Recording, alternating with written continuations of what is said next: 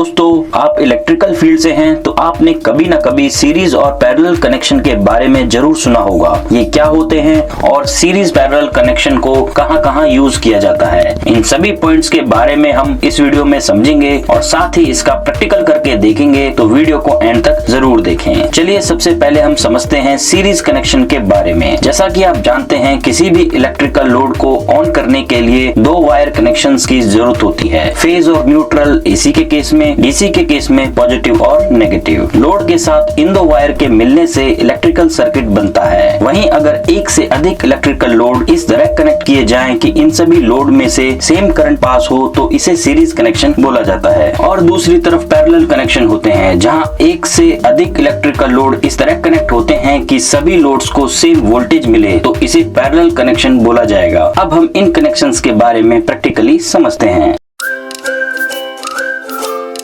Electrical load के लिए मैंने 100 वाट के 3 बल्ब लिए हैं और सीरीज कनेक्शन के लिए इनको आपस में इस तरह से कनेक्ट किया है। रेड वायर फेज या लाइव को दिखाती है और ब्लैक वायर न्यूट्रल को दिखाती है। आप देख सकते हैं इस बल्ब की एक वायर इस बल्ब के साथ कनेक्ट है और इसकी वायर इसके साथ कनेक्ट है। और इसे ऐसा भी बोल सकते हैं, इसका न्यूट्रल इसके फेज के साथ, इसका न्यूट्रल इसके फेज के साथ कनेक्ट है। और अब इनको सप्लाई के साथ कनेक्ट करते हैं। सप्लाई का फेज बल्ब के फेज के साथ कनेक्ट कर देंगे और न्यूट्रल लास्ट वाले बल्ब के न्यूट्रल के साथ। ये हमारा सीरीज कनेक्शन का सर्किट कंप्लीट हो गया है। अब हम सप्लाई को ऑन करते हैं। तीनों बल्ब ग्लो हो गए हैं। यहाँ पर दोस्तों काफी इंटरेस्टिंग पॉइंट आने वाला है, वीडियो को ध्यान से जरूर देखते रहना। चलिए देखते हैं ये तीनों बल्ब कितनी करंट और वोल्टेजेस ले रहे हैं। करंट नापने के लिए हम क्लैंप मीटर यूज करते हैं। इस बल्ब की हम करंट देखते हैं। क्लैंप मीटर को AC एम्पियर पर सेट कर देंगे। यहाँ पर करंट आ रही है दोस्तों 0.2 एम्पियर। अब हम इस बल्ब की भी करंट देखते हैं। यहाँ पर भी आ रही है 0.2 एम्पियर। अब हम इस लास्ट वाले बल्ब की भी करंट को देखते हैं। यहाँ भी आ रही है 0.2 एम्पियर। इन तीनों बल्ब में दोस्तों सेम करंट की वैल्यू आ रही है। अब मैं वोल्टेज नापता हूँ। मल्टीमीटर की नॉब को हम AC वोल्टेज पर सेट करेंगे। यहाँ पर हमारी वोल्टेज आ रही है 75 वोल्ट, यहाँ पर 79 वोल्ट और यहाँ पर 77 वोल्ट।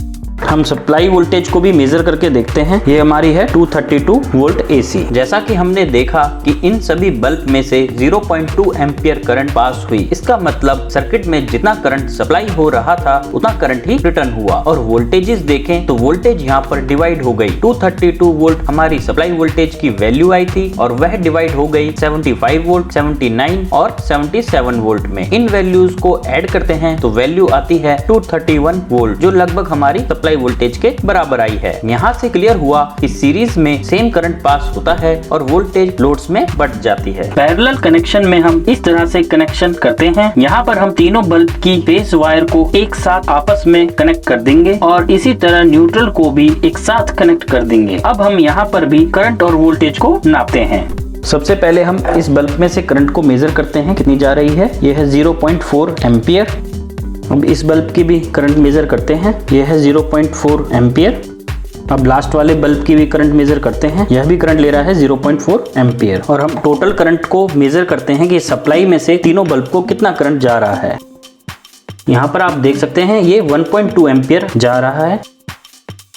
यहाँ पर भी हम मल्टीमीटर से सप्लाई चेक करते हैं कितनी वोल्टेज आ रही है। यहाँ पर सप्लाई वोल्टेज है 238 वोल्ट AC। और बल्ब के टर्मिनल्स पर देखते हैं उन्हें कितनी वोल्टेज मिल रही है। 238 वोल्ट AC।